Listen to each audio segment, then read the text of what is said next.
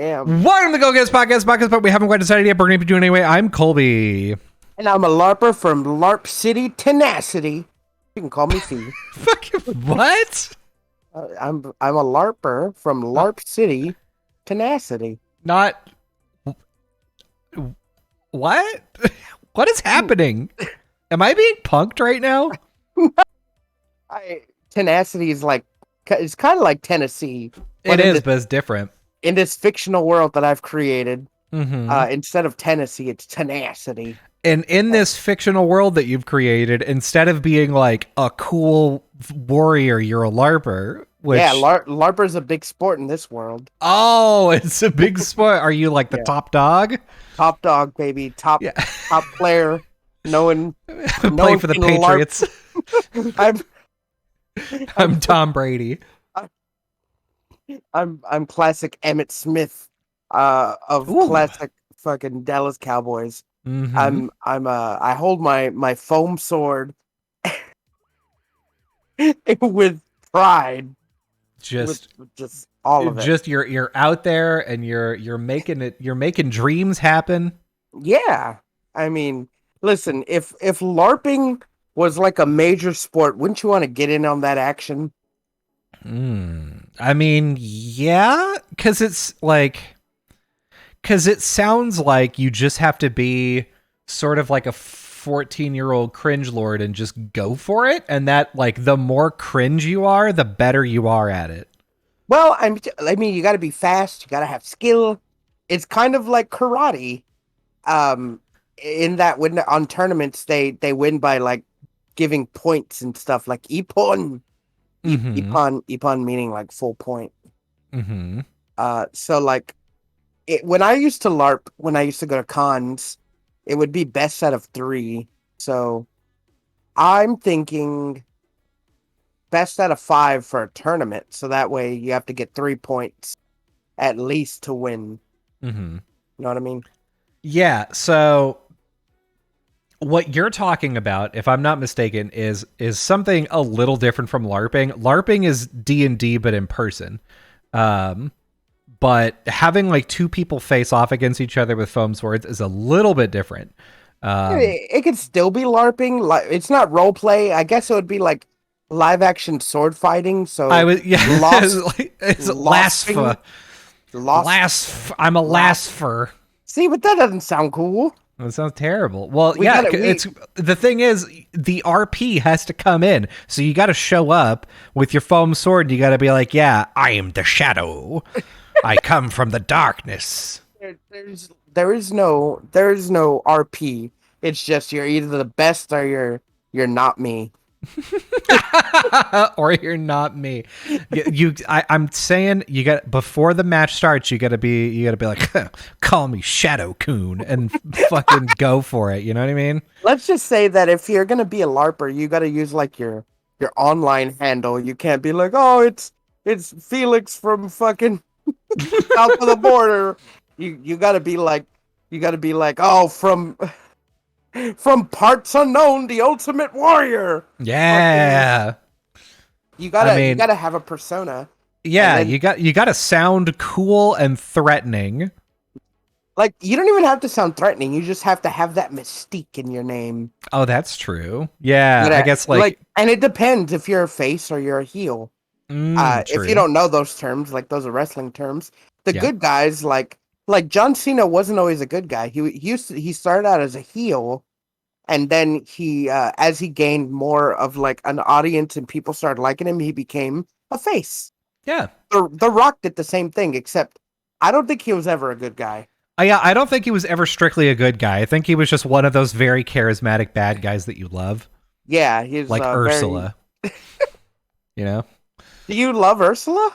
I mean, I feel like most so I don't specifically love Ursula, but it's because I'm not gay enough, I think. Walking it back now. No, I'm saying Ursula is a gay icon, and I'm not gay enough. I can't like her, so I can't. Listen, that's not my culture. So you're like walking to the Ursula show, and they're like, "Sorry, sir, you're not gay, and you don't meet the gay requirements to fucking see her." Yeah, my culture is Hank Hill. That's like that's about as cultured as I get. Oh, Kobe, I'll be on the inside of the Ursula concert. You'll have to wait for me outside. Yeah, I'll I'll be out there being like, I wish there was a Megalomart nearby. I wish Ursula lowered her standards. Boy, it sure looks fun in there. Too bad I'm so repressed. Too bad I'm too damn straight. Okay, so fun fact, I've been going to are you okay? Yeah, I was like choking though. Just dying. Yeah, I gotta drink my pib. The lifeblood. You're running low on pib. That it makes you cough. Makes sense. Everyone knows. If anyone watches me, pib is my life source. It's my mana. Mm-hmm. So I'm in therapy, as you know, as a lot of people my age are. Yeah, like you do. And I was talking with my wife, and my wife, like, I was like explaining stuff that was happening, and I mentioned that my therapist was like, "Oh yeah, have you ever have you had any questions about like gender identity or like who you are on the inside?" And it's the boy. do you ever see a pretty dress and you go, "Ooh, that feels. I wish I wore that." Oh no! Your therapist is like a guy. You ever kissed a man? And you're like, well, no. You want to? But like pulls his glasses off, huh? All my therapy is virtual, so that's even worse because I could just be like, well, I'm just gonna hang up now, and then I have no threat. It's so funny you say virtual. I imagine you just with a VR headset, like sitting in a VR room. Oh my god, I wish we were both VTubers. That would be great. Be awesome. But yeah, she asked, and I was like, so, like, I've got a number of friends that are sort of like not cis. They're sort of somewhere on the gender spectrum. And I was like, the thing is, that opens like, so the way that I imagine it is the question of like, am I cis? Am I trans? Am I something in between? It's like a door. I'd say you got a real case of FOMO. No, definitely not. Definitely not a case of FOMO, but it's like a door, right? Like it's like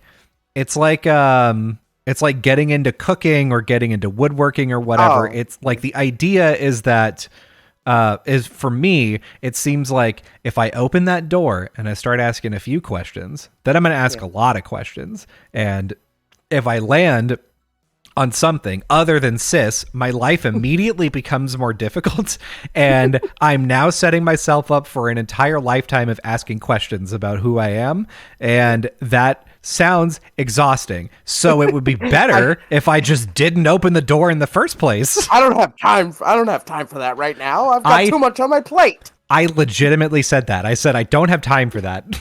I have a house to keep. I have a child to raise. I do not have time to be asking questions about things like who I am. Am I sad on the inside? Instead, it's like, what do I have to? On Saturday, I have to go get the oil changed in the car. That's what I'm thinking about instead. I have no time to think if I look cute in a dress. What are you talking about? Yeah, the answer is probably no. But still, what if? Well, what if? Well, I'm gonna say right now, and I don't think you have the legs for a dress.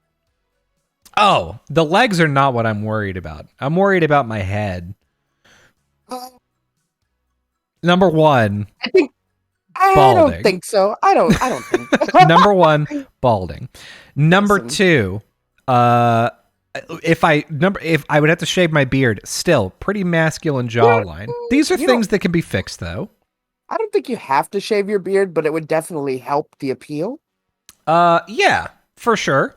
If that's the sort of look that I'm going, which, like, honestly, if I'm going femme, why wouldn't I go like 1,000% in? You know? Well, sure, yeah. Like, I mean, your beard is like way out there.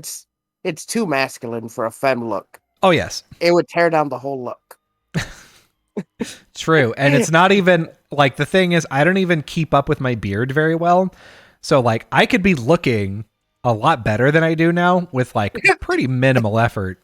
You're like, I don't even look good masculine. You want me to do Mm-hmm. feminine? Ugh. It's How dare just you? effort. And I'm just saying, like, when my therapist asked, the answer was not like, oh yeah, I thought about it and I've come to an answer, or like, I've never thought about it, maybe I should think about it. Instead, I'm like, no, I've thought about thinking about it and it just sounds like too much work, so I'm just going to avoid the question altogether. Listen, putting on makeup is a lot of work, and I don't want It to learn. God damn is it? And then I would have to change my whole fucking wardrobe. Oh, yeah, that, and it's weird because like you can't just jump half in. You can't be like, well, I mean, you could. You could be like, today's a dress day, but then you're just like, well, today's kind of just a PJs and a shirt day, or Yeah. like a pants and a shirt day. Oh And yeah. then you gotta tell everyone, and then you gotta like prepare everyone. You're like, guys, listen, I'm changing my wardrobe. Mm-hmm. I'm now wearing dresses, and is I don't I'm want now deciding to not be a slob anymore. I'm deciding to be cute.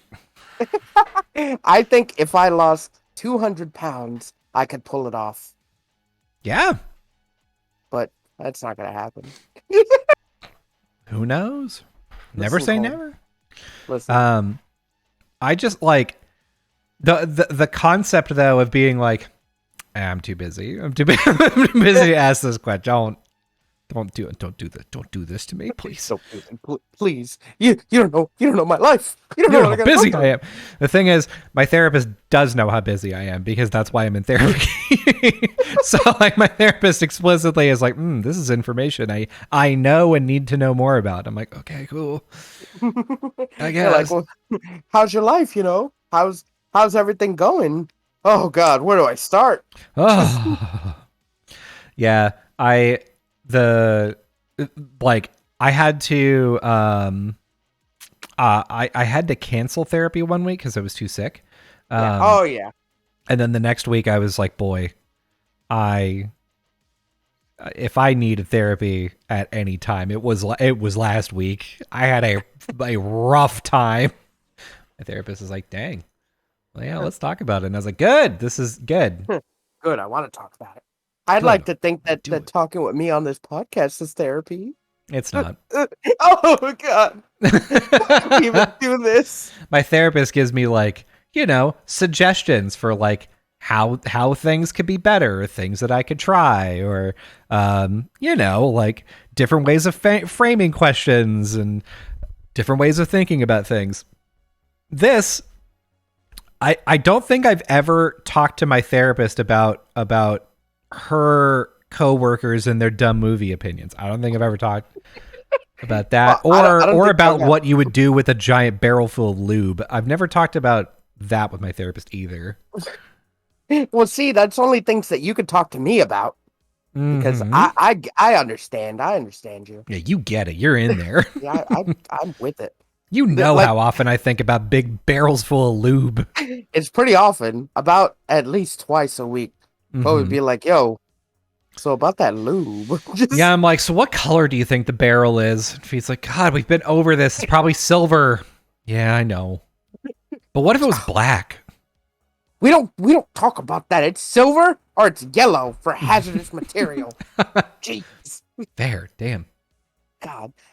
So like so your therapist was asking you just just did she bring it out of the blue or she worked up to it? She was just like, Oh so yeah. Yeah, that was the first question. Yeah, so how was your weekend? Anyway, if you question your gender identity, no, it was one of those like basically in the first 2 weeks of like fleshing stuff out. So I was like, yeah, I have ADHD, and she was like, have you thought about whether or not you may have like depression or anxiety? And I'm like, oh yeah, for sure. I've also thought about like these things, and these are the sort of people in my life. And boy, it like I've just got too many things to be sort of like introspective. And that's whenever she was like, oh, have you ever thought about your gender identity? And I was like, you've present like I'm Edward Elric at the big door, and yeah. except I saw it and I went, nah, I don't need that. And then I turned around. I said, I do like my arm and my leg. It's pretty good. Yeah, I mean, my brother don't need it. He doesn't need his body back. He's good. Yeah, it's you know what?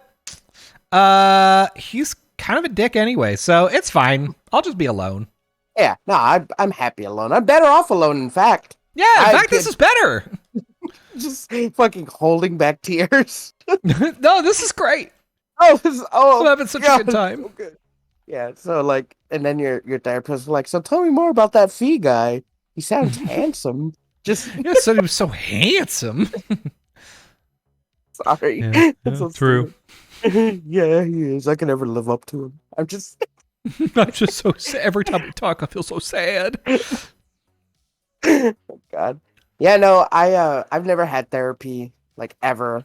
I don't know how I'd answer that question. I'd be like, well, yeah, I've thought about it, but I don't have the figure for it. I mean, I have the perfect skin for it. My body doesn't grow hair, so there you go. There you go. Pretty good. And shaving my chin every week wouldn't bother me. I have to shave tonight, and I'm dreading it. I like that you switched from shaving my chin every week. I wouldn't care. It'd be fine. I do have to shave my chin tonight, and oh God, it's a nightmare. Well, because I haven't shaved in weeks. Oh, and, no. And for you, that might be like a full like face of like scraggly hair, but like for me, I've got like this one section on my chin with just like thick curly hair. But like if I was trying to proactively be cute and wear cute things, then shaving like every couple of days wouldn't be so hard because I wouldn't let it get this long. But as it turns out, I don't care about my appearance. Yeah. That's the other thing. Like, if you start caring about your appearance, then it's like, okay, yeah, I'm trimming up my beard and I'm making sure that like, you know, the lines are real nice. And then you're like, oh, should I be using beard oil? Should I be getting my hair cut every 2 weeks? Oh, this shirt is really bad. I should get some drip. You know what I mean? And then you're $12,000 in and you're like, yeah, maybe now I'll look good. And then you look at yourself in the mirror and you're like, I'm just look expensive. I'm still a piece of shit. My face didn't change. My feel didn't change on the outside. Just, oh God. I'd like to think like people who are shitty people that like buy expensive things. I wonder, I mean, if they're not a sociopath, I wonder if like they think they're like, man, having all this rich stuff makes me a badass. And like when no one's around, they're like, but I'm not a badass. I'm not a badass at all. I think about that often with Elon Musk, but like, there's no way on the planet that he's like self-aware about how awful he is. Like, there's no way that he ever, any day of the week, is like, he like is sitting on his couch and he's like, man, everybody, so many people on the internet just hate me, and the people that think that I'm great are fucking stupid. He should, but I know he doesn't. Bank account, and he's just like, oh yeah, that's right. Oh, cool. Like, I feel like maybe he does. Like he starts feeling bad, but then he's like, but then he remembers. He's like, well, I'm a billionaire. And then like it just kind of goes away. Maybe he's like, he's holding his feelings back. He's like, just remember, you're a billionaire. You're a billionaire. Nothing matters. Yeah, you're a billionaire. It doesn't. I could murder someone right now and it'd be fine. I have murdered someone, and it was fine. God, yeah. I like. The thing is, so you know, they say the adage is that money can't buy you happiness, but then studies have shown like if you make over, I think at the time it was like $80,000, which now is like $120,000, I'm sure. If you make over that, then like there's diminishing returns for how happy money can make you, because at that point you can basically buy most things that you want that are like not super extravagant. You can go on vacations, you can do whatever. And then they're like, oh yeah, there's diminishing returns after that. But I have to imagine that there's a level of like ultra wealth where you're like, nothing matters anymore. I can do anything. Yeah. Anything that I could possibly think of, I could do. Like, I was watching a YouTube video on like the most expensive like penthouse in Japan. I think it's like $100 million penthouse in Japan, I think. And Elon Musk could just look at that and be like, I'll just buy that. Yeah. And not even think about it. Just do it. That sucks. Well, I mean, it doesn't suck for us. Or wait, it doesn't suck for him. It sucks for True. us. Exactly. Thank you. but, I'd like to think that the minimum that you'd have to where like you've attained ultimate happiness would be like at least 10 million.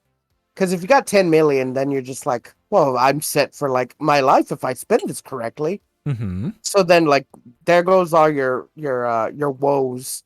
Mm-hmm. Anything above that just keeps adding on to like the happiness scale. Mm-hmm. But like, even if you're like below 10 million, then then you could be like, well, am I really happy with myself? Yeah. There's a barrier. You know what I mean? I mean, there's time. Like there's time that you get back at a certain level where you're like, oh, I don't need to have a job anymore.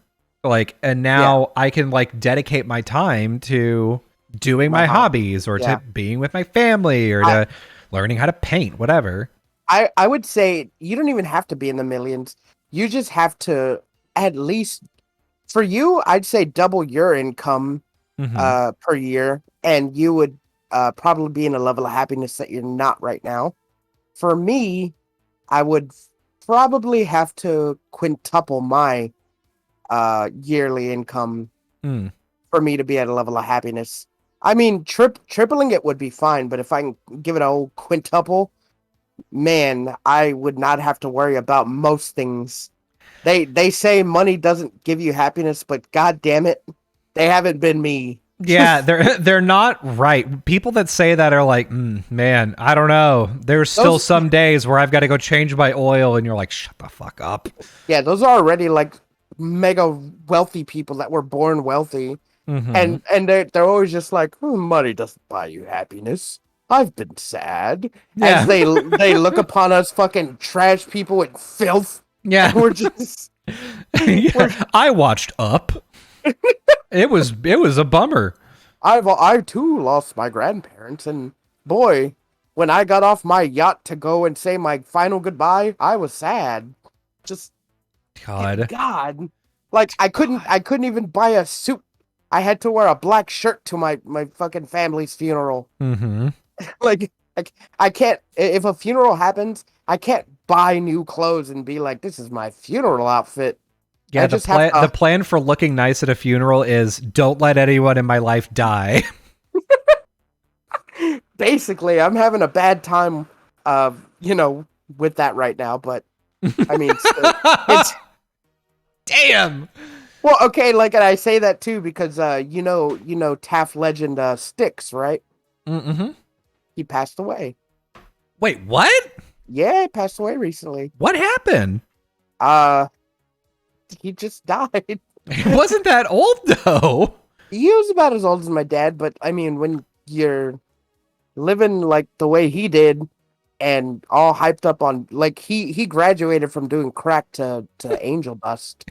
Oh, nice that he finally made the transition. That's the final frontier. Yeah, it's actually really sad. Like, man, I don't know. It's like, we can laugh about it, but man, every time I pass his house, I'm like, God, how does he live the way he does? Because ever since his like mom died, like, I don't know, like 10 years ago or so, maybe a little less, his house looks like it's been abandoned. There's just junk all on his porch. I don't know how he keeps the lights on. The man didn't really work. He kind of like begged for money or people lent him money. I don't know how he lived. And I don't want to, like, some of the people in Taft that live the way they do. I'm just like, how? Like, my situation's not. My house may not be as good as theirs, but our situation's great. Like, we have cars, we have jobs, and we like furnished and stuff. But them, I wouldn't want to look inside their house to see how they're living. So like it's very weird to think like when you get to that like level of addiction, like what it's like to live like that.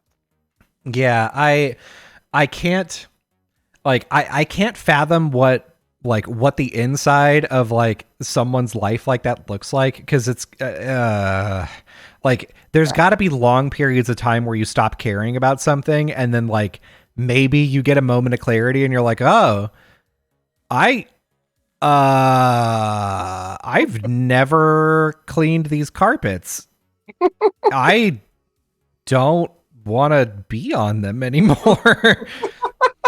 Yeah, like I wonder if he woke up one day and he was like, "What am I doing? What the hell? What? Where am I?" Yeah, just looks around completely like filthy and like clothes is just constantly dirty and you're like, "What's my life?" He goes, just, "Ew." Yeah, wake up everyone. What happened? I used to be a spry young man. But like then you wake up one day and your life's in shambles. So I don't know, man. I'm gonna miss him. He was a good guy. He's just no longer here. My mom he was a good character. But there are a number of good characters. Like that's the one thing. Like I don't go outside anymore. But like Austin had a character named Leslie who like he was like a homeless guy that lived downtown. Like what a name. Yeah, Leslie. He's a cool dude. Was like genuinely very nice. Like rode his bike around. Was generally regarded as like sort of an Austin icon, especially down on 6th Street. And then Leslie passed away, and the whole city was like really bummed out about it. And now, like I worked downtown for a while, and you see the same few sort of homeless people, but none of them hit me with the same personality as like Leslie did. There were two guys that I remember very distinctly, though. One of them was blind. And the thing is, it's a good gimmick. Because he chose to be blind. Yeah. He was like, gimmick. You know what? I am homeless. May as well just be blind too, baby. He like what he would do is he would come up and he'd be like, "Hey man, I'm blind, and I'm trying to get up to the blind job center, which is up north, and so I need bus fare. Do you got like $5?" So he wouldn't ask for much. He would say he's going to a job thing. So you're like, okay, yes. The thing is, when you work downtown, you see these people over and over and over again. So you're like, are you, you don't need to go there, do you? Okay. All right. So I liked him though, because he was really nice, and he was always like kind of funny, kind of a cool dude. And he's just like, I'm blind. You're like, yeah. And I'm yeah. There was this one guy though, God, like he broke the social contract, and when he did that, I went, you're besmirching the name of all homeless people right now. You're making me really despise homeless.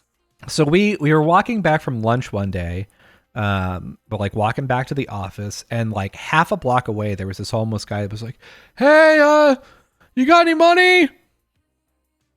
Like at us. Yeah. And he's like half a block away. We're a group of like 9 of us. He starts sprinting. He's like, so we like, no one responded. We just kept going. 'Cause like, why? Like he's half a block away. Yeah. Like even if anyone had money to give him, he's too far away.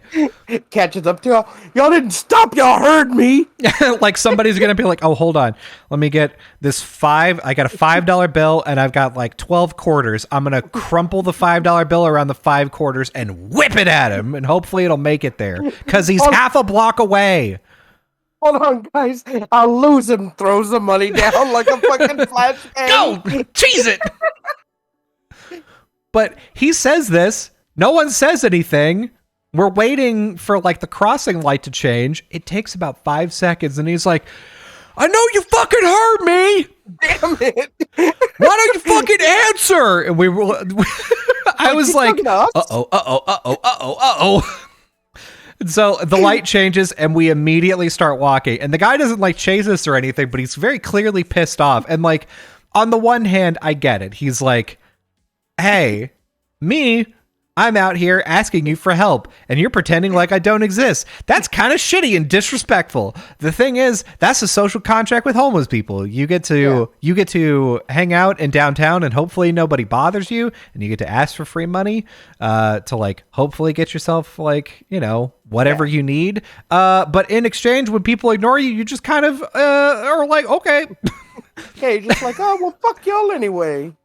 Dude, and that's not to say, by the way, that like, this isn't to say that like being homeless is like a bad thing, or like being a homeless person makes you like disgusting or gross or weird. There's just like, there's a social etiquette that has formed, especially whenever you work in downtown. It's because you see each other all the time. And so like they typically are like, I've seen that guy, don't ask him for any money. I see them, they're out doing their lunch thing, don't ask them for money, whatever. But like, this guy was just like, it was almost newly homeless. I was about to say, I wanted to be, are you new here? Or like, yeah, but like, do you not know the rules? Hey, fucking Terry, come fill him in on the homeless rules. Yeah. Hey, where's the blind guy? I'll give you a job right now. $50. Teach this man, please. Tell him how it goes. Like it's the thing. Like, I was in New Orleans, right? Mm-hmm. And there was this, we had the same homeless thing, you know. People would come up and tell us jokes and then like ask for money afterwards. Yeah, that's a classic. Yeah, and we're just like, oh, good. And I was like, well, no one has money. It's a natural disaster. There's no ATMs. Mm-hmm. So he was just like, whatever. And then he walked away angry.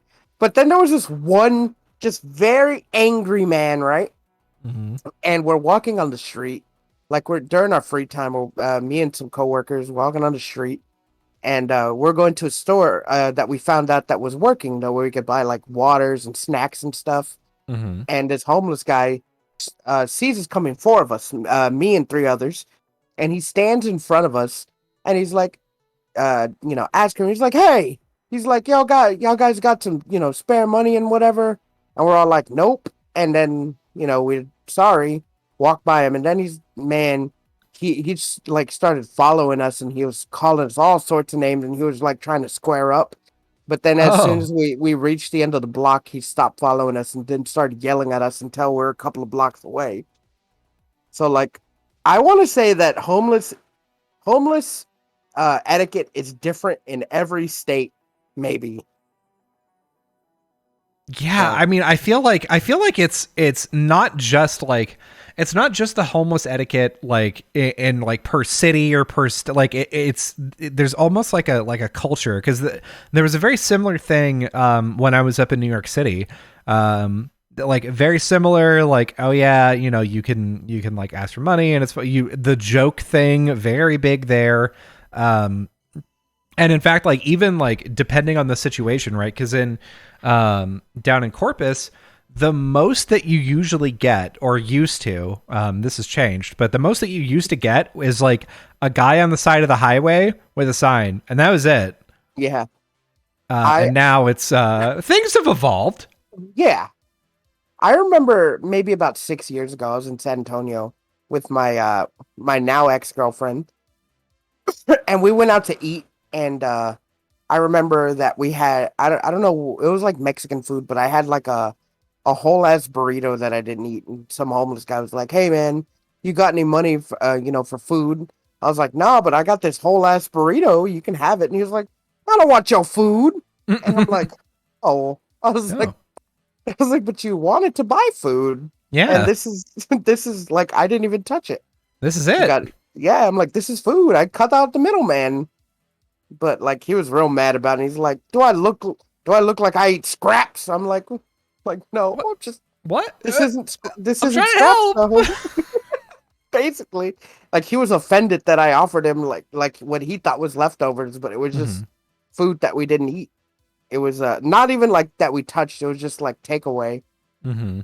But Man. It'd be crazy. Like sometimes like some homeless people are just irate, and you just have to ignore it. Mm-hmm. Yeah, I But mean, it's mainly because it's like safer to do that, like because you don't want to be like, oh yeah, you want to come up and disrespect me and, and square up with a homeless person, because like no one wins. no one wins in that situation. You're not gonna punch him and then be like, oh, you know what, my bad. You know what, Like, I am in the wrong. I get it. Unless like they attack you and like you have to defend yourself. No one's gonna praise you for knocking out a homeless guy for, you know, being irate that you didn't give him money, but he didn't Yeah. start the fight. Yeah. No one's gonna be like, you knocked that dude out. Fuck yeah. Yeah. What a hero. Like, unless you're like some kind of politician, they're like, homeless people are. Oh, it's such a pity to see them. I wish they could do something with their lives. Yeah. Yeah.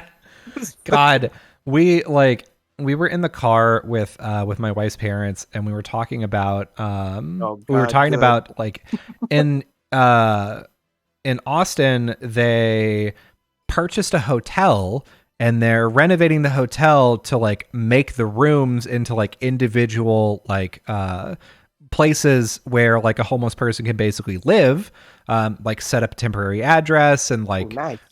Yeah, like good idea. Yeah, speaking of that, I don't want to cut off your story. Did you hear what they did in Sweden?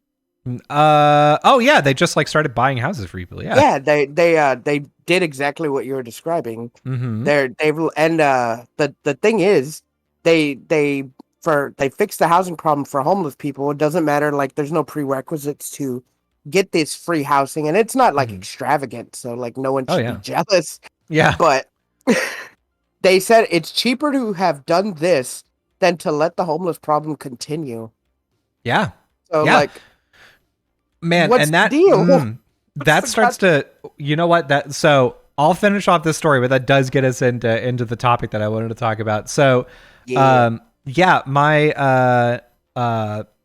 like we were talking about like, oh yeah, that this is what they did, and my wife's dad was just like, oh yeah, so you know, you think that's a good idea? And we were like, yes.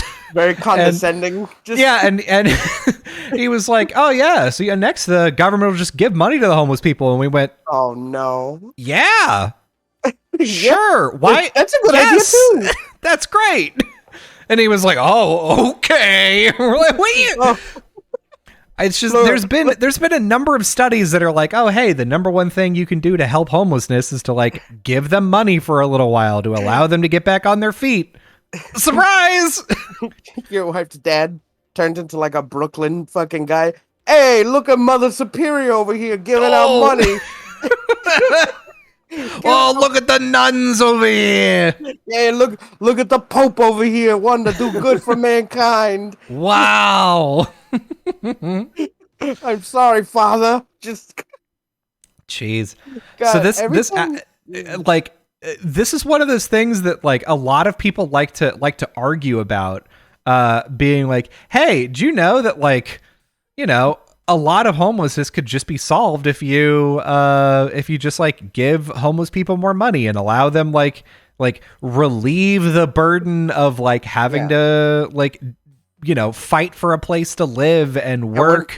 We're not talking about to match like the minimum wage. No, and, like what you make in a year. Just give them like a small like efficiency in like an abandoned building that y'all renovated. Yeah, and let them get back on their feet. Yeah, the other like the similar argument here is people being like, oh yeah, you want to give these people sort of like free housing, and yet like a teacher can't make a living salary, and we're like, yeah that's the point. Pay teachers more money too, dumbass. Pay everything more money and stop inflating shit. Fucking record profits for corporations all over the world. Maybe regulate that. Maybe give everybody, I don't know, some more money. Maybe give everybody some opportunities. You know, just like spread the wealth a little bit. Elon Musk doesn't need his shit. he could give up a couple million to fucking help. Jeez, it won't even hurt him. Just fucking eat him. But all the billionaires turn into Bilbo Baggins. They're like, well, why should I? Well, why should I? God. So this brings us to our next topic. Why Colby? Yeah, this is we're broadcasting this live. If you would like to catch us live, it's on twitch.tv/GoGetUsPod. The title of this stream starts off with EA is bad, and I bet you thought that meant Electronic Arts. That is also true. Electronic Arts is bad. I thought it was I'm not gonna lie. I forgot what you wanted to talk about, and I thought it was EA. Yeah, I bet you did. Well, I have a one-track mind. God, sue me. So, EA in this case stands for effective altruism. And I wanted to talk about this because Philosophy Tube released a video 3 days ago now, so I am a little bit late to this, but and she's very attractive. She is. But she's a YouTuber basically who goes through like philosophical arguments about a lot of things. She's done videos on trans healthcare. She's done videos on like the idea of evolving past being human. A lot of stuff like that, right? Yeah. So a lot of really cool stuff here. I listened to some of that video you showed me, so some of it was cool. Yeah, she's very good, very well spoken, and very well researched. The idea of effective altruism is effectively this: you like imagine that you're a person that has enough money that they're going to donate it to a cause. All effective altruism is a mindset by which you're supposed to donate it to the place where your money will go the furthest, where your money basically has the most effect. And there's sort of 3 tenets to that, which is distance shouldn't matter. So, for instance, if you could donate $10,000 to like a local school here so that they could, I don't know, buy some new laptops or something, but you could also donate that $10,000 to a developing country to allow them to get life-saving medication for 40,000 people, then that's better. Like, helping more people is better than helping less people, and having a larger impact with your money as far as like, you know, preventing people from getting like life-altering diseases or like stopping the spread of, you know, some sort of infection or disabilities or getting people out of war zones. The idea from what I did here was everyone in the world is equal. Donate to someone, and it doesn't matter if you could see them or not, as long as you know you're helping them and you know that your cause is going a greater deal than what you first thought you were going to donate to. So that's all good. Yeah. But the problem is that's not how a lot like people with money see it. Yeah. So and that's so this is like a relatively new movement. It's a thing that started not too terribly long ago. And the ideas behind it sort of make sense, right? Like, you know, if you're going to be donating, like if $1,000 is going to be going to charity, shouldn't it be going to a charity that is going to do the most with that $1,000? Yeah. And that's an argument that makes sense to me. The argument of like donating to a global cause because, you know, it has a bigger impact, makes sense over donating to a local one because you can actually see the impact, right? Like those sort of arguments make sense to me. It's kind of like donating to like a natural disaster fund with people like that aren't, say, in America, are like overseas, like something happens and you want to donate to them rather than say you're like, well, I was gonna donate to this local charity, but something happened overseas and I'm rather donate my like monthly donation to them.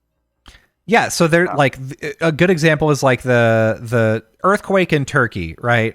Yeah. Absolutely devastating. Earthquake. Bunch of people died. I'm sorry. Just a lot of people died, Fee. There's a lot of buildings that are just gone now. I shouldn't have made the joke. They're still pulling children out of rubble, Fee. You don't have to rub it in my face. I'm sorry. I'm too quick to trigger when I see a joke. I'm sorry. That he said earthquake in Turkey, and I don't know why my mind said Turkquake. Mm-hmm. And I know it wasn't a You said I got it. You know what? I made the connection. It's good. I got a good feeling about this. I'm gonna chuck it out there. I'm sorry. My mind works on comedy and bad puns. I'm sorry. So that's a pretty good example, right? Like the Turkquake. Yeah. Fuck you. Thank you. So like that's a pretty good example of like, okay, you donate like $1,000 there, and like they can pay for more equipment to, you know, sift through the rubble to be able to like hopefully find more people or to like recover, you know, whatever, right? And that may go further than spending $1,000 on, you know, giving it to your library so that they can like update their books, you know, or whatever, right? Yeah. And this is great. And so I hear this and I go, all of this makes sense. I'm in. It's just not a line of thinking that everyone thinks about. It's kind of I don't want to say a new wave line of thinking. It's just, it's a line of thinking that people don't usually piece together first. Whenever they're going to donate, they never think, well, what if I donate like to something I overseas? Mm-hmm. It's always the one that makes in their mind the most impact. You know what I mean? Yep. And for that, it can be anything that you want it to be. But donating in general is always good. Yeah, I feel like that's probably the end result here is like, if you get too deep in the weeds for like what should you be donating to, just pick one. Yeah. Just pick a thing. Unless it's like probably unless fine. It's like a bad actor like charity, like what's not Goodwill, what's the people that ring the bells, Salvation Army. Yeah. You kind of have to look into that one to realize it's a bad faith actor charity. Yeah, same with Susan G. Komen. There's a number of like larger. Well, also, and I try not to be controversial here, but I heard like that Black Lives Matter. Some of the people, the higher ups, were taking the money, like laundering money. Yep. So,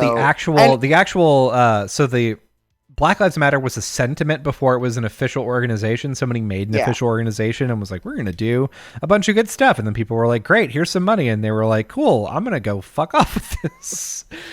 Yeah, which makes the whole movement like seem shitty. It makes shitty people online point and be like, well, see? Yeah. Look what they do. But like, that's just like one person, and you can't point. I mean, you definitely can. People do it all the time, but you can't be like, well, see, there you go. That's what trusting in Black Lives Matter will get you. Your money laundered. So like it's always one person that ruins a good thing. Mm-hmm. And that's why I'm saying, like, when I said, I was like, I don't want to be controversial, but I heard that person was laundering money, had nothing to do with the movement, but they did it, and now it's a stain on the movement. Yeah. It's rough, and like you have to take that into account for basically any charity that you give to. And so like that's like an extra layer on top of like, you know, what you already have to consider. And so like this framework of saying, you know, you should donate to the cause that's going to have the most impact, even if it's not near you, even if it's not in a cause that like, you know, you care that much about. All that sort of makes sense conceptually. Then she starts to get into where it came from, and that's where this whole thing started to fucking lose me. I was like, these are good ideas. And then they started to ask questions. It's called long-termism. And so like, oh yeah, this is this is sort of like a complementary mindset that comes in to EA. And so, by the way, EA, abbreviation of effective altruism. So it's this thing that comes in which says the best thing that we can do right now is to try and protect the people of the future by investing in things now that will affect them in the future.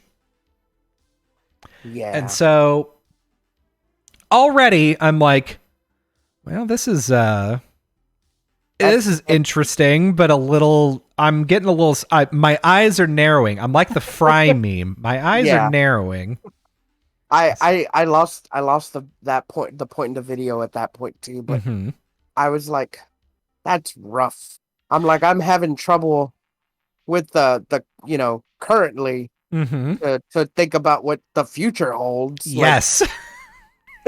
So the future is so what's it called? Unpredictable. Yeah, exactly. No one can tell the future. No one. Yeah. No one.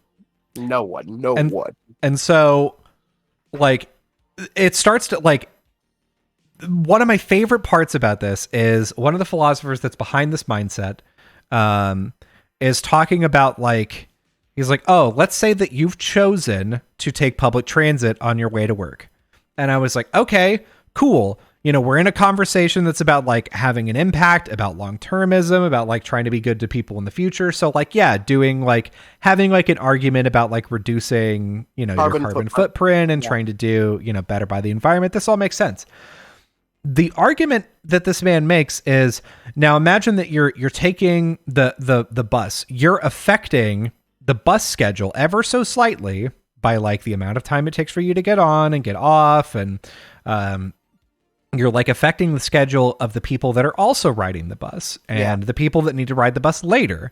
And if you follow that down the line and further down the line, there are tens of thousands of people interactions that you're having. And one of those could be for someone that's going to be delayed ever so slightly.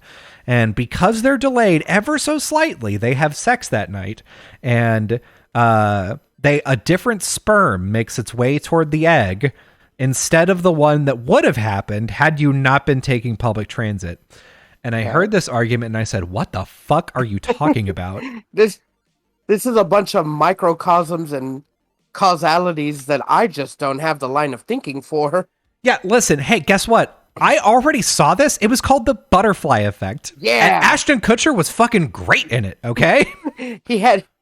There was one future where he lost his arms and he couldn't hold a granola bar. It was fucking sick, dude. And then you put it in this book and talk about cum for some reason? Stop it. He just wanted to talk about cum.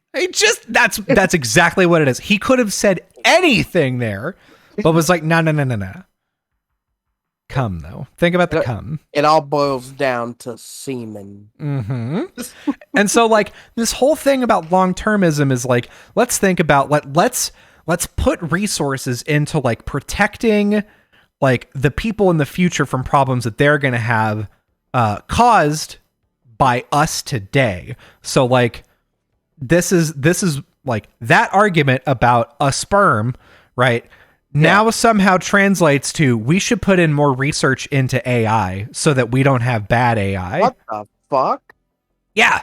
So it's like, in, you know, they're saying like the 31st century, but like, even pull that back some, right? Like, 2100, right? What are the problems people are going to have in 2100? And I could understand an argument if somebody was like, hey, I think that AI is bad. And I think that it has the potential to ruin all of society. And so we need to put research into AI today to try and protect us in 2100. They already made that movie too. Yeah. I Robot. Yeah. With Will Smith. Or, hey, The Terminator. Same. The Terminator. Yeah. The Terminator. God. Now I'm thinking about Will Smith interrogating the robot. Can you make a masterpiece? Well, can you? Just fucking damn, burned him. Damn. Will Smith ain't never made nothing. I know we're deviating, but man, Am I like one of the only ones that like iRobot? I think iRobot at the time was a really good movie. I still think it is. I think what happened is people stopped liking Will Smith, and then they were like, "Remember that time iRobot happened? It's so stupid." I still think it's a good movie. It's a silly movie, but it's a good movie. Yeah.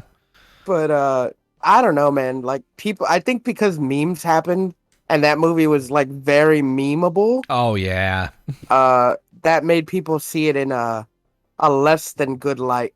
Mm-hmm. But if you ask me, I still watch it every now and then. I really like that movie. It's a good movie. Go on, continue. I just wanted to throw that out there. I just wanted to talk about iRobot. That was on my list. Yeah.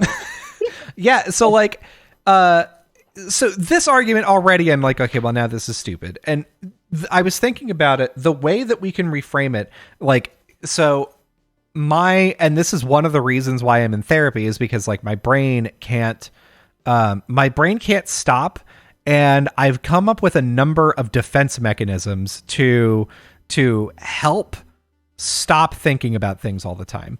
So one of the things is, if there are too many variables to consider about something, I should stop thinking about it entirely. This goes for gender identity, which goes back to the beginning of this conversation. This goes for even something as simple as like, we have to childproof my son's room, and I need to like research what the best way to do childproofing is. Because I'm like, well, I guess you put angle brackets on some of the furniture, but what about the ones that you can't put an angle bracket on? Do you just do a piece of fabric into a stud? What if I can't find a stud? Is a drywall anchor good enough? There's too many questions. And then I'm like, I better not think about it. But for that one, I have to do it anyway. So I have to push through and I have to do it. Say just cover get the baby proof sockets and make sure there aren't no sharp angles in the room. That's the thing, is the worry is that he's going to climb up on a bookshelf and pull it down on top of himself. That happened to me once. Yeah, I bet it fucking did. Not good. Not a good thing. Well, I wasn't like a baby. I was like maybe 8 or 10. I climbed up on my aunt's dresser and had a TV on it because I couldn't reach the TV. And when I got to the second dresser, the whole thing went forward and the TV fell on me. Oh, no. I mean, but look at me. I'm okay. Hey, I'm fine. It put a little character in me. Yeah. Yeah, see? Gives them character. Everybody's going to love it. It's fine. Yeah, it's just might be missing a few teeth or they might grow in crooked, but hey, you can afford teeth surgery. Yeah, it's fine. But yeah, like, this starts to get up to like the reason why. So this mindset of effective altruism, a lot of like tech people buy into it. And the reason why is because one of its core tenets is like being able to measure something and being able to pick like what the best, most effective charity is. And there's problems with that we're also going to get into. But like the interesting thing about it is that like there's a bunch of money that people get to like pour into stuff like this. And that like inherently also causes an issue because you're like, oh, well, I've got like my $300,000 that need to go in here. And this is kind of a tax haven for me. And so it's not all altruism. It's not all up on the up and up either. So like the problem with like, cause in theory you're like, okay, let's measure a charity. Let's see how good it is. Let's see what good it produces. But things that are too far away, like from like effects that are too far away from the cause, you can't say with any certainty are definitely caused by that. So like, if you're like, oh yeah, I could invest $10,000 right now and I could buy malaria nets for someone, or I could invest $10,000 into lobbying the government to where now like there's more money in malaria research, or there's more like whatever, right? Yeah. And that produces a longer term effect that you can't really be confident in, right? Because like it's too far away. So it's like, did that work? I don't know. And that's that's where it gets to me, is if it's so far away, if it's more... It may as well not exist. Exactly. If it's more than one step of unknown away, then it can't exist, and I don't care about it. So, like, the example that I came up with, imagine this. A man comes to... Imagine you're rich. Oh, damn. Okay. Oh, it's great. It's fucking... Oh, man. Now, a man comes to you and says, like, hey, I have a charity I want you to donate to. And you say, okay, tell me about it. And he goes, so... you know that like wind power is a big thing. Like it's getting bigger, right? And you're like, oh, okay. So like you're like a wind generator. And he's like, well, hold on. So getting ahead of me. Hold on. Yeah. So their wind generators are big, and they're only going to get bigger, right? So we're only going to have more and more of these wind generators, right? And there's charities and tons of money being funded into like wind generators. Wind generators are going to be the future. If we get like more investment, if we get like, you know, more time to build them and get more government buy-in, then wind generators can be everywhere. Okay. Now, after that, we're going to need big ass batteries to store all the power that they make, right? So why don't you invest in my charity that's going to be doing battery research? That's you've done 2 steps. You've told me, yeah, wind generators probably are going to happen. But we don't really know. But if they do happen, then we're going to need batteries. So you should invest in that instead, because it's probably going to happen. Yeah, that's a little too far out for me. Yeah. And that brings me to the Shark Tank episode, season 1, where the guy was trying to sell like a gold sieve. Like, he was like, people don't know that there's like gold in all these in water, just wherever, and in dirt. And I have this machine that just sifts through it, a very fine mesh sieve, and it produces gold. And they were like, oh, fuck yeah. And then like, so the guy showed him the technology, and then he was like, this is after a week's worth, this is how much gold we got. And it was like less than an ounce of gold. And then they laughed him out.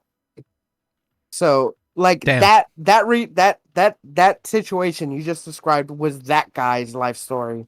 He's like, this is the future, because he was like, this is the future. It's gonna make everyone rich, and it's gonna be better for everyone. But it's not. But it's not actually. So like, and that goes back to, well, we don't know what the future holds. Like, we don't know like who. There's a bunch of people creating new ways to get energy, new ways to like reduce stuff. So you saying that you have the answer. You have the answer of the future of like, this is for sure going to happen in all my projections. That's why I've decided to make this piece of technology. And if you invest in me now, you for sure will see a profit, and the world will be better for it. But you really don't know. You're just taking a wild, like a leap in what's it called, logic and guesstimating. So it's hard to say, because we don't know how the ozone's going to be in the future. What the wind situation, it's getting like colder in places, getting hotter in places. So I think we have to stick with the present. And some people might not agree with that, but I agree. That's just my line of thinking. We have to fix what we have now, so that way the future will have less problems to deal with. Yeah, and the thing is, the timeline at which you're looking at for the future is like when I'm old, when my kids are adults, when I have grandchildren, right? Like, it's not after everyone in society has fucking forgot me. That's the time period that I need to be thinking about. Like, shut up, dude. Oh shit. It's so far out. Legitimately, we could be in nuclear winter and none of your dumbass charities would matter anymore, right? Like, yeah. If something pops off and Putin just like, he decides, oh yeah, today's the day. Just gonna be nuking the states. And then the states are like, oh, you want a nuke fight, do ya? And then now the whole planet's a nuclear winter, and now none of it means diddly dick, right? Yeah. We're set back in technology, and our economy's set back. Everyone's in nuclear winter. We're in what's that train movie, Frostpunk? Fucking we're in that timeline. Frostpunk. That's the game, I think, right? Yeah, that's a thing. Not the one with Chris Evans, right? The board game. You're talking. Are you talking about Snowpiercer? Snowpiercer. That's the one. But I mean, it was on the right path. Now we're in the, you're good. You're fine. Now we're in the Snowpiercer timeline. Yeah. Just like I think thinking like 20 years out is still too long, but it's feasible. Yeah. Like you can hopefully see some stuff out there, right? Like that's I feel like that's an okay thing that I'm fine with guessing about, right? Like I'm fine with guessing 20 years out, because at the very least you can try to make an informed decision. You're still guessing, right? Yeah. You're still doing your best to predict the future, but at the very least you have more evidence to go on. To me, trying to solve the problems of people even in 2100 is like, okay, assuming that like we don't get any new big deadly viruses and that cancer isn't that big of a deal because our research is paying off now, the thing we'll have to be worrying about then is declining population. So we need to start putting money into making sure everybody's fucking. Yeah, put money in the fuck machines. Mm-hmm. Exactly. Like, I can't even think that far out, man. Like, if you would have asked me 2 years ago if I was going to be doing a podcast with you and doing what I'm doing right now, I wouldn't have been able to answer you. Yeah, I would have been like, yeah, maybe. Sounds fun. It does, but like if you asked me, if you asked me at the time, I'd have been like, "There's no way Colby would say yes. He would want to do it." But nobody, he wouldn't do that. But yeah, it just it's too far out for me. I mean, I'm talking about me personally, but mostly because I don't like keep my eye on anything other than my circle of like influence. Like, I don't keep up with like the government or like stuff that's happening in like the world if I don't like see like clips of it online or like hear about it. But like I just don't have that line of thinking or like the level of influence to do anything about it. So it may as well not exist, like you said. Yeah. Like that's one of the reasons there's many societal problems that I wish that I could help solve and that I want to help solve. But the ways in which I can do it feel like they're minimally impactful. Like it feels to me like there are 300, maybe let's be generous. There are 1,000 people in the United States of America that reasonably, yeah, that's it. There's only 1,000 people. The rest of you are bots. There's 1,000 people in America that if they decided to do something could just immediately end homelessness. They could immediately end hunger in the United States for everybody. They could. One person can do that. No, not true. It has to take it. Like there has to be a concerted effort among a group of people. So it's not just it's senators, it's House of Representatives, it's the president. If Jeff Bezos and Elon Musk gave at least 25% of their wealth, only that could put a dent in like a lot of problems. Oh yeah, for sure. I wouldn't trust either of them to do that in a way that would be selfless. Oh God, yeah. So, this to be fair, to like imagine you're homeless and they're like, hey, we've got this great place for you to live. It's totally free. You can stay here as long as you need to get back on your feet, and then you can like buy your own apartment to do whatever. You're like, oh, that sounds great. And they're like, yeah, the only catch is that it is an Amazon apartment. And that does mean that every hour, like you have an Alexa in your apartment, and it will be listening to everything that you do at all times, just to collect data, like on human living. And there's a bunch of sensors and stuff, so we can just see how people interact with like products. And every once in a while, we'll bring you like a new Kindle Fire and see how you like that. And you get to.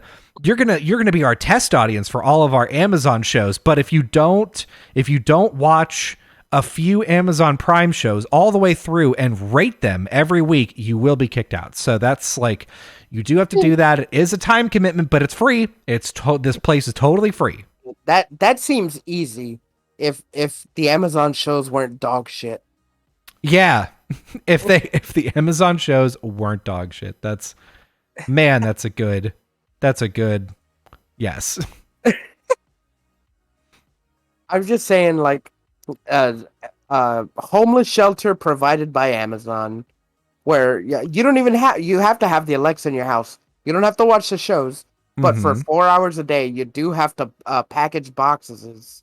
And if any of them are fucked up or come up stolen, and it came from your apartment, you're gonna get the shit beat out of you. Oh. You won't get kicked out, but you'll get your ass kicked in. Yeah. You know what? We're not even gonna evict you from your apartment. You can have your apartment as long as you want. And you know what? You're gonna love it. You're gonna love this apartment so much. And then guess what? We're gonna crush it with you in it. We're gonna turn it into an Amazon cardboard box, and we're gonna ship you straight to hell. For 1 week, we're gonna come in for an hour a day and give you an Amazon Gestapo beatdown. And you know what? It's because we're nice. And that'll be your warning. You could only shop at Whole Foods. You gotta wipe your ass with the sandpaper every day. God damn. It's because your overlord Jeffy wants to see it. Yeah, Jeff Bezos is gonna come to your house personally and he's gonna knock you out. God. Jeffy said, "Knock you out." That's the new song.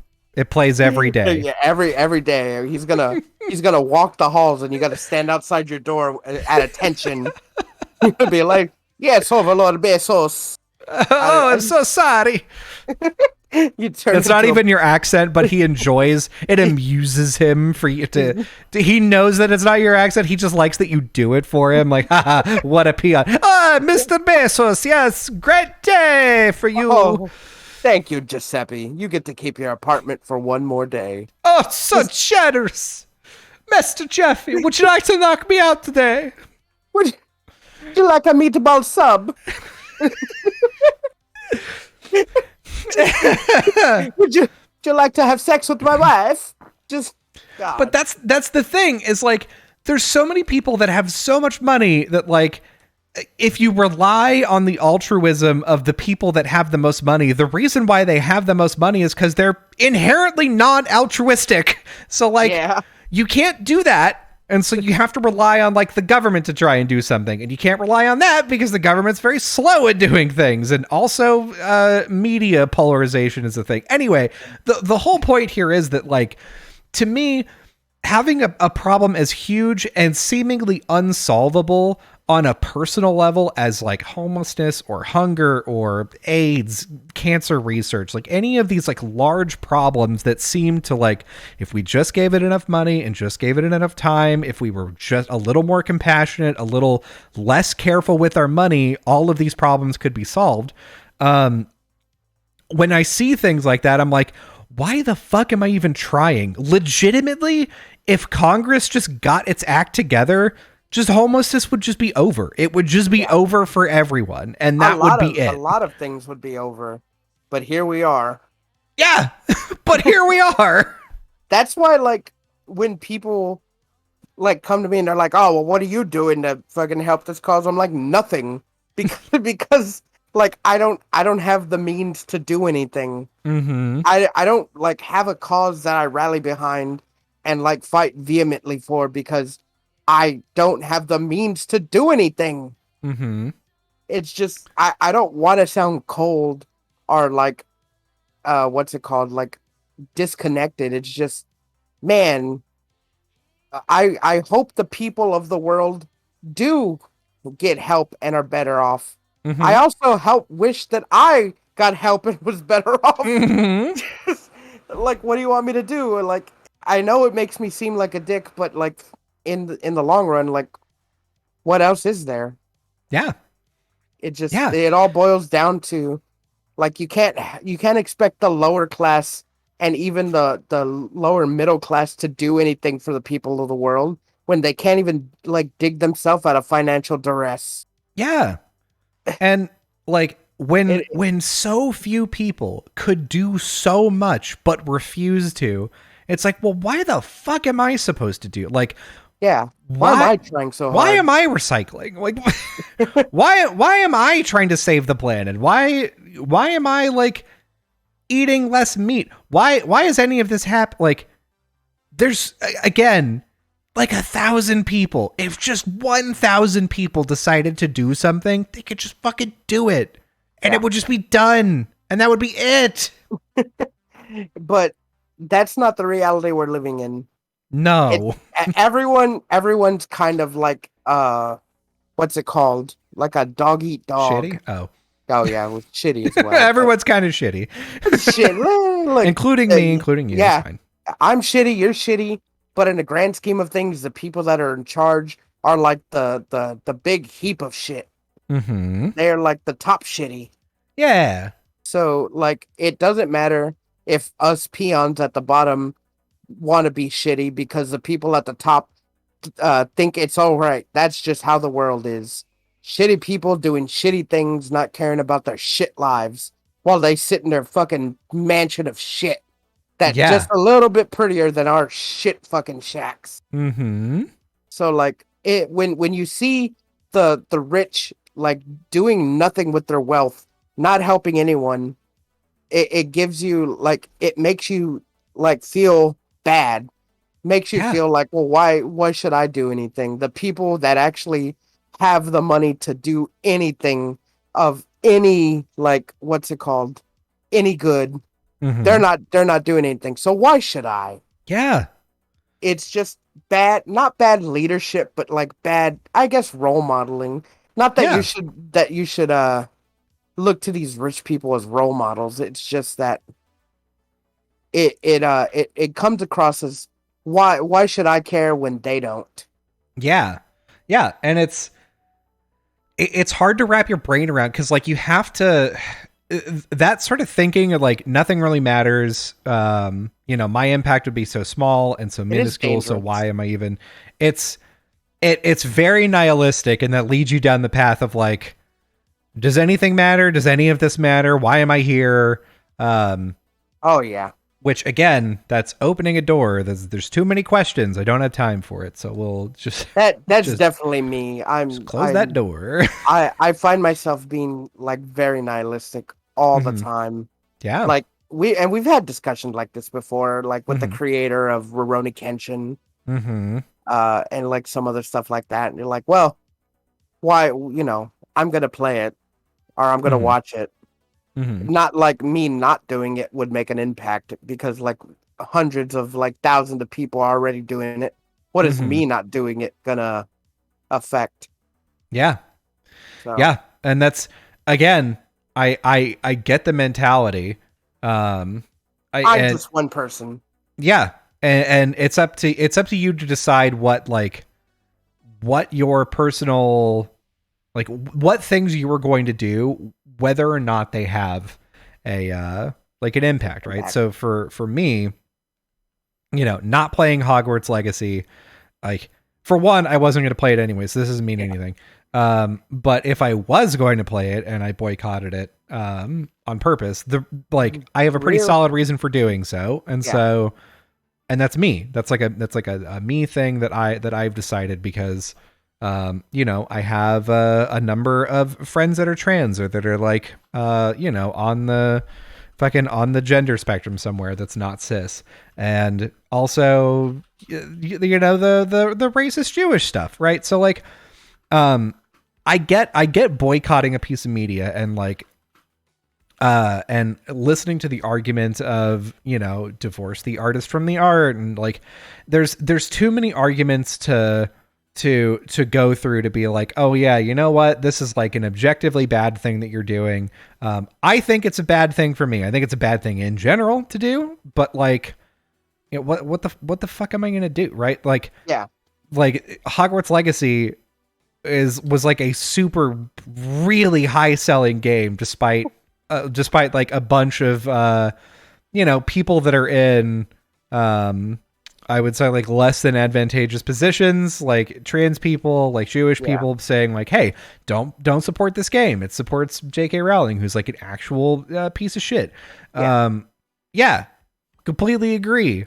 Like, of the $60 that you are paying for that game, J.K. Rowling is probably going to get like $1, $2. Well, until you realize that there was like 11 million copies sold. Yeah. So she's already made the bag. Oh yeah. But yeah, like, this is for like people that are online and know about J.K. Rowling. Mm-hmm. But if like, say you're an adult who's like barely online and like don't know much, and if you buy the game, like, I don't want to say that's fine, but like, I'm not gonna hate you. Which is another thing I would say, don't harass people if they're gonna play the game. Yeah, but I mean, for me, if you're a fan of a content creator and they're endorsing a piece of media that you find to be like harmful in some way, let them know. Be like, hey, I really liked you as a content creator. I'm really disappointed to see you play this, so I'm gonna stop watching your stuff now. Just say that. And don't be like, hey, you're a you're a fucking monster that deserves to die. And if I ever see you in public, I'm going to hit you with my car. And then I'm going to reverse over to make sure that I hit exactly you. And if I did, I'm going to run over you again. Yeah. I'm going to make you regret playing this game so much that I'm going to follow your fucking bloodline and punch your grandchildren. Mm-hmm. You know what? Like, that's how I'm going to protect the future, is by, I'm going to get your fucking grandkids.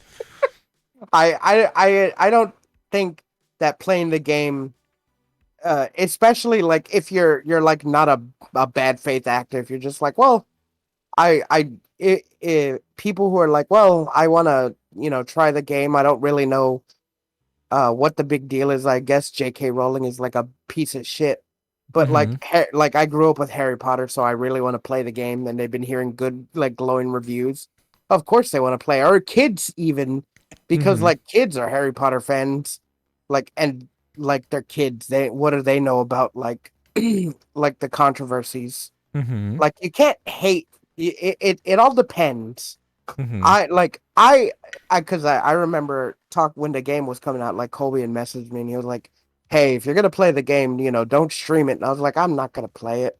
I'm like, not because like of anything. It's just because I don't like Harry Potter enough to warrant playing the game. And I've seen people play it and it looks fun, but like, what do I know about Harry Potter?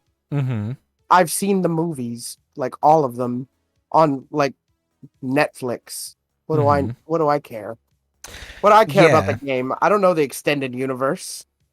Yeah, I mean, I grew up, I was very much in a house that midnight releases for the books were normal. They would come out during the summer, and so I would be at my grandparents' house, and my mom and I would each buy a copy on the day that it came out, and we would talk about it. We would read it, like, I would call my mom at night and be like, all right, what page are you on? My mom is like, I'm on page 250. And I'm like, God, I'm on page 200. Don't spoil me on anything, but a bunch of cool stuff is happening. She's like, yeah. And we're like, just basically going through and like, we would just talk about the book, and it was like a sort of a family sharing thing. And so whenever my parents moved out from our childhood home, I was like, oh yeah, I guess like Harry Potter's book 4, 5, 6. Yeah, 4, 5, and 6 we have double copies of because I was reading them like away from home. That's kind of interesting. I wonder which one's mine, right? Like, it was kind of a It's just kind of like a cool a shared thing. Yeah. Yeah, and like that was the thing that like we really enjoyed. Now I didn't like I wasn't like, oh yeah, well, you know, this is my Harry Potter house and this is like, oh yeah, I'm really excited about Fantastic Beasts. Oh God, can't wait till this movie comes out. Like I was like, yeah, that was a piece of media that I consumed and that I enjoyed. And so by the time the game announcement came out, I was like, oh, this game looks sick. But I knew that J.K. Rowling was a TERF, and I knew the TERFs were shitty at the time, and I was like, but, you know, J.K. Rowling's probably going to make money from it, so can't do that. And then as time went on, it was like, oh yeah, not only is J.K. Rowling a TERF, but like all of her depictions of goblins are actually of Jewish people. It's really easy to make a parallel between the two. You're like, oh, that's not good. And they're like, oh yeah, and like the lead, like one of the lead designers on it actually runs like a right-wing YouTube channel, is actually like super shitty about like trans people, and is you know, whatever. And then he was like, oh yeah, well, I'm not going to let my politics affect the game. And I'm like, yeah, I bet you fucking won't. Shut up, idiot. That's what they all say. That's what they all say. Yeah. So like all of those things combined together, I'm like, well, even if I really wanted to play this game, even if I was like, oh, this is the video game that I always imagined, which to be fair, there have been a number of times where I'm like, yeah, Harry Potter would make a great sort of like open world kind of Breath of the Wild type game where you're exploring the environment, you're fucking, or you're like going to Hogwarts, you're like a bully, but with magic. That would be sick. All they have to do is make a wizard game that's not connected to the HP fucking IP. Fucking yeah, it's like J.K. Rowling named like the death curse abracadabra, basically. Fucking Avada Kedavra? Yeah, that's abracadabra, baby. Like she's not a good writer. Well, she also like plagiarized a bunch of stuff, but we don't have time to go over all that. But here's a rule of thumb: if you have and this like doesn't go for like me because I don't follow my own advice. But if you have a favorite, say, content creator or influential person, and like they're playing the game, you know, just be like, hey, you know, I'm not gonna watch you play the game. Don't watch them playing the game, and it's up to you to decide if you want to continue watching them after they're done, or after, like, say, they reviewed it. But just keep away from them reviewing that, especially like if they're like, I don't support what JK's doing. You know, I'm getting on the hype of playing this game because it's going to bring in the views, but I'm done with it after. Like, it has no hold on me. It is up to you to decide whether you want to continue watching their content, but don't harass them. Now, another rule of thumb is if, say, your friends or something, they want to play the game, they're not putting it out there on the internet, they're just playing it in their free time. It's just something they want to do. Like, don't be shitty. Don't lose a friend over them deciding they want to play like a bad game or something, especially like if you know that they are not a shitty person, that they don't follow those views, they just wanted to try it out. I would say just be like, hey man, you know, I know you're playing this game. JK and everyone, like, someone that made this game, they're really shitty people, and it's like going to bad like causes for you playing this game. Like, I don't hate you, but like it's really shitty that you're doing this. Just don't lose friends over it, and don't immediately assume that someone is some kind of like hardcore fucking TERF or racist for wanting to do it. Just be mindful of who is doing what for what reason, and don't make like rash decisions. Yeah, I mean, it's totally up to you. Like, to be fair, all I'm saying is don't harass people. Yeah, that's what it boils down to. Just like, you know, express your viewpoint and then either stop being friends with them or not. But like, you know, give them a reason why you're like, oh, hey, this is really shitty. Here's why it's really shitty of you to do that. Also, hey, guess what? Because you're doing this and because this is really harmful to me and the people that I love and care about, like you're actively supporting, causes that even if you don't believe in, you are giving your money to. Yeah, I'm just gonna not talk with you anymore, really. Yeah. That's fine. Go for it, dog. Yeah. Just don't take it a step further. Be civil in Don't hit him with your car. Don't hit them with your car. Don't find where they work and smash them with a sledgehammer. Just be real civil and be done with it. And Yeah. if they don't listen to your reasoning, well then they probably weren't a good friend to begin with. Yeah. But like I said, I'm not playing the game. I don't like Harry Potter. I don't care about the lore. I didn't even watch fucking Fantastic Beasts because I don't those movies look stupid. They do look stupid. The only time like I've seen all the Harry Potter movies, and I've only seen them years after they came out because I didn't even want to see them in the first place. I only got into them because one of my ex-girlfriends was like really into Harry Potter like 10 years ago. And she was like, "You haven't seen Harry Potter?" And we fucking marathon the movies, and I thought they were good movies. It's just I mean, some of them are duds. I'm not gonna watch them all over again. I'm not gonna waste 12 hours of my fucking time watching all of them. Rather watch Lord of the Rings. Yeah. Just so. There's many things out there that are just just better. Just better. Like we already know that fucking he's the boy who came to die, and he fucking God, we already know what's gonna happen. He fucking saves the day. Like a lot of the in-between bits are really boring. It's just the big events that happen like during the beginning, sometimes in the middle and sometimes at the end are really fun. Seeing them like fight, like have duels is fun. The war is fun to watch. Watching them go to fucking class and learn spells is so boring. Yeah. I mean, I get it. I was super into it whenever I was a kid. I don't know though. Maybe it's I guess it could be better. I guess maybe because like being a wizard isn't one of those fantasies. Like for me as a kid, like I didn't want to like be a magician, a fucking wizard.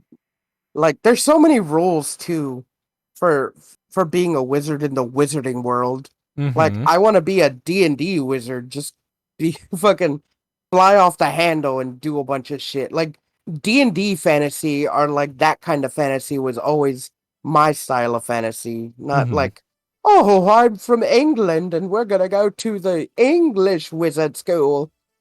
Which, by the way, is there American wizards? There are, yes. Do they go to American Hogwarts? Yes, it's oh God, American. I'm gonna Google it real quick. America Wizard House. I forgot. America Wizard School. Yeah, it's called Ilvermorny School of Witch and yeah. See, she couldn't even write an American sounding name. She had to fucking. What was it called? Ilvermorny. What are the houses in that one? Is it like fucking Eaglemore? Americans and Eagles. Fucking Guntoshi. Guntoshi. I don't fucking know. Do you want to know what they are? Yes, I do. I'm dying. Horned Serpent is one. Not Slytherin. We got Horned Serpent. Yep.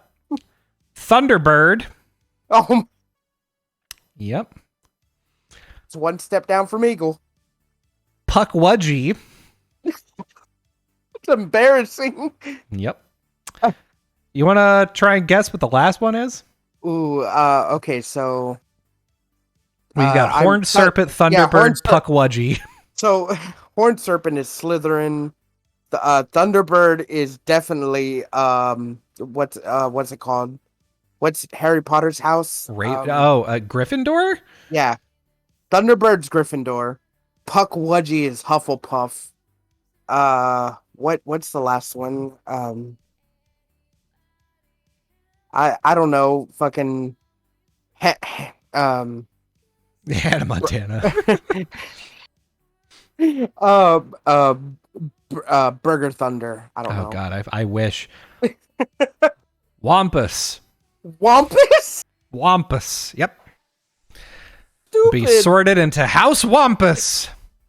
Why do the English ones get cool names and we get embarrassing ones? I don't fucking know, dude. Except for Thunderbird. That's a cool name. Thunderbird is cool as fuck. Thunderbird is like, if you don't get sorted into Thunderbird House, everyone's making fun of you. Oh, wow. You went to the American School for Wizards? Oh. What house were you in? You're like, Puckwudgie. Well, I'm a Wampus. You're a Wampus? I'm a Wampus. She named them after they sound like Boy Scout fucking troops. They do, which like Thunderbird, if I'm not mistaken, is like a Native American thing, like a Native American figure. Horned Serpent, I don't know. Hornswoggle. I want, where the fuck is a puck? What is a Puckwudgie? I don't even know. Let's see. That's it was named, what, I gotta go here. Hold on. The Puckwudgie was a magical creature native to the United States of America. Okay, so they're like little Native Americans is what they look like. They're like gray goblins. They got a bow and arrow. More racist. Yeah, cool. God. I bet the people in House Thunderbird have American flag robes. Oh, and they hell wear yeah. fucking stunner shades. Everybody else like looks like regular Hogwarts they're the ones that show up and are like in their aviators, and eagles scream every time they come in. No one can figure out the spell to stop it. They walk in and it's oh God, here comes the Thunderbird. Hey nerds, what are you doing over there? You're studying potions? Yeah, you're trying to get a beauty potion for your ugly ass mom? Oh God, their wands are just like fucking brass knuckles and barrels of like a shotgun. Their wands are like the extendable police batons. They're like, oh, this nerd wants to have a duel. Oh. Everybody with their wooden wands is like, God, you've broken 2 of my wands already, man. Come on. Oh yeah, your wimpy elder one can't stand up to my POTUS wand. But your POTUS wand.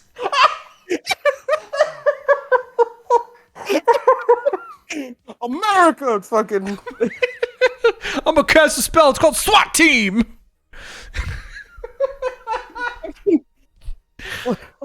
Land of the Free Dabra. Fucking.